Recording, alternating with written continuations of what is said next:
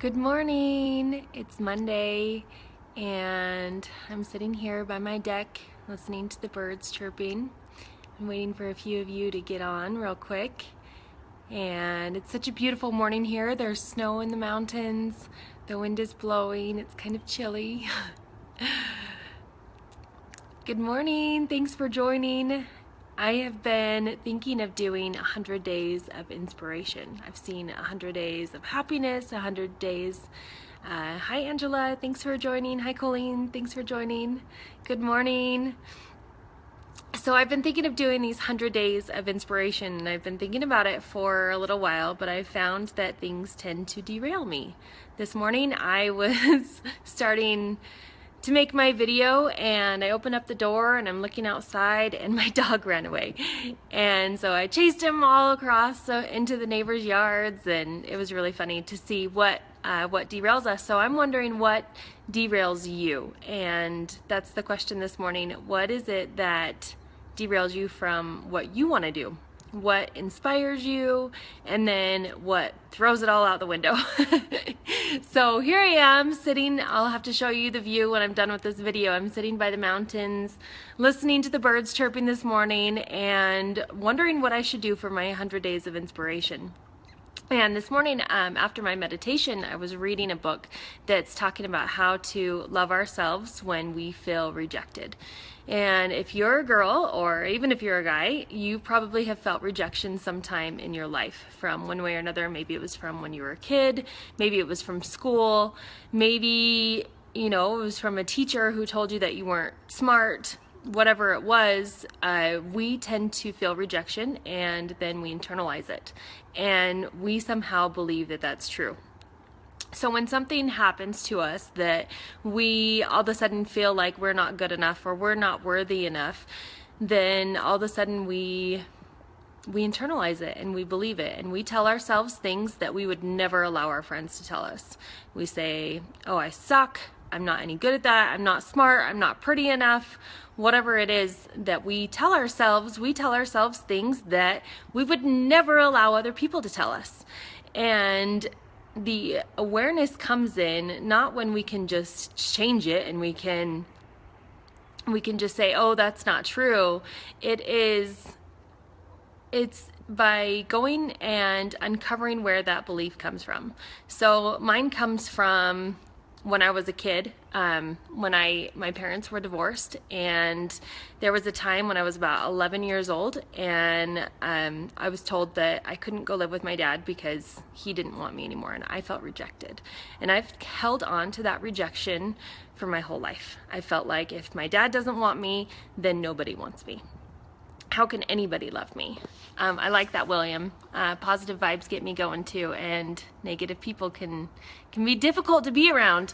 But when we look at that and we think about where these thoughts come from and go all the way back to our childhood, find out where they came from, where they began, then we can begin to tell ourselves the truth. And even though whatever happened in my childhood, whatever the truth was when I lived with my mom in Texas, whatever the truth of that situation was, I still to this day don't know what the truth was. But I can look at it and I can say that I am loved and I am wanted, and that just because of that situation doesn't mean that other people in my life won't love me. And I want you to think about those. Think about your negative thoughts, because our thoughts, research says that our thoughts, 80% of our thoughts are spent in negative self-talk. So imagine how other people, like William, like you said, negative people get you down. What about when we're negative to ourselves? And it hurts even more when people are negative towards us, because we have those wounds inside and we're already being negative to ourselves. And if somebody confirms those thoughts and says, yeah, you really are, stupid or ugly or whatever, wherever somebody says it, hurts even more because we already believe it in ourselves. So think about where those thoughts came from. Really get into meditation and reading, and it's really the process that I've been through, is that I started out meditating even just 5 minutes because it's as long as I could hold still. And uncovering those thoughts, paying attention, and when you hear a negative thought in your mind, when you notice it, think about where maybe that came from. And that's the way. Like if you have a building, say that you're doing some reconstruction in your house, and you uncover the sheetrock and you see a supporting beam there, and the supporting beam is held up by plywood and some nails because maybe it didn't go all the way across to the wall, and so it's just been kind of jimmied together. And you look at it and you're like, it doesn't really fit the decorating model that I want to do, but it has to be fixed. And you can't just put sheetrock over it again to fix it. You have to go in and you have to fix that supporting beam before you can move on further. And it's the same thing with us when we have that negative belief in ourselves, when we feel, good morning, Casey. I'm so glad you're joining. When we feel like there's something from our childhood that we've internalized, that we believe to be true, that's negative about ourselves, we have to go all the way back. We have to go back to when we were 5, when we were 4, when we believed that we weren't loved and that now we don't deserve love anymore. And we have to give ourselves a new truth.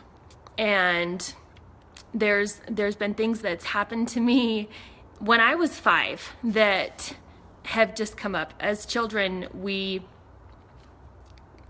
forget things to protect ourselves, and things have come up. I've remembered them, and I had to go back and I had to forgive myself for the situation because I know I didn't have any control over what happened to me, and give myself a new belief that, okay, that wasn't my fault, and I forgive myself.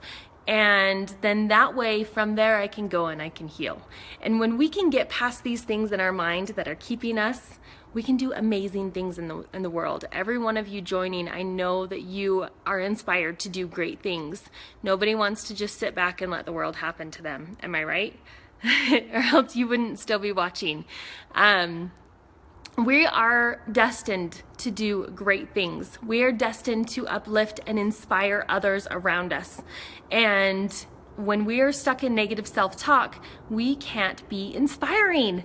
So let's start with ourselves. Like Michael Jackson says, look at the man in the mirror and start with yourself and tell yourself positive thoughts and be inspiring. Be that person that spreads love today. All right, I'm going to show you guys the snow in the mountains because it is a beautiful fall, cold morning, and I just want to show you guys because this is inspiring to me. So let me just stand up, walk around, take a look. So look at all these clouds. It's kind of dark. There's snow in the mountains today. And the sky is just, it's beautiful. There's an airplane going by, and it's a cool, crisp fall day. And I just, Casey, I know you're missing the mountains, but it's beautiful here. I love it. I love the cool weather. I love the fall weather. And just real quick, guys, just think about today. I know today's Monday. Sometimes it's hard for people to be happy on a Monday, but remember to pay attention to your thoughts, pay attention to your feelings.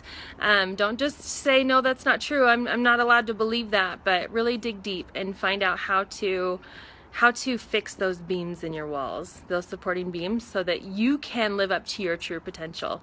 I love you all. I hope you have a great Monday. Thanks for watching. Thanks for your comments. Bye. Let me finish it. I pushed the wrong button. Bye.